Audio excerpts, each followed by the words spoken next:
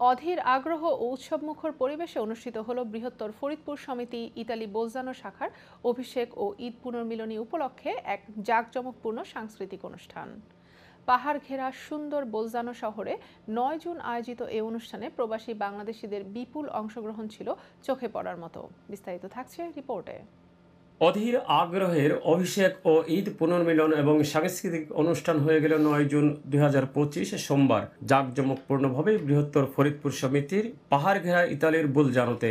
সংগঠনের সভাপতি উজ্জ্বল খলিফার সভাপতিত্বে দুইটি পর্বে সাধারণ সম্পাদক সবুর খান সবুজ এবং সহসাধারণ সম্পাদক হাসান সোহাগের সঞ্চালনায় কোরআন থেকে তেলাওয়াত করেন সাংগঠনিক সম্পাদক কাদের মাতবর। এ সময় উপস্থিত বক্তব্য রাখেন প্রধান উপদেষ্টা জাহাঙ্গীর আলম মাতবর, উপদেষ্টা সিরাজুল ইসলাম, সম্মানিত সদস্য কাইম হোসেন নিপ্পন, সহসভাপতি স্বপন কুমার বারৈ, দুলাল শিকদার, সহ সাধারণ সম্পাদক স্বপন সর্দার, মহিলা বিষয়ক সম্পাদিকা নাদিরা আফরোজ ঝুমুর সহ কার্যকরী কমিটি ও উপদেষ্টা ছাড়াও দূর দূরান্ত থেকে আগত কমিউনিটি ব্যক্তিত্বরা। এরপর লন্ডন থেকে আসা জনপ্রিয় শিল্পী কাজী কল্পনা আতিকুর রহমান ছাড়াও স্থানীয় শিল্পীদের গানে গানে মাতিয়ে তোলে প্রায় হাজারো দর্শকের। সবশেষে খেলাধুলা, রেফার ড্র, পুরস্কার বিতরণী ও ডিনারের মধ্য দিয়ে অনুষ্ঠানের সমাপ্তি হয়।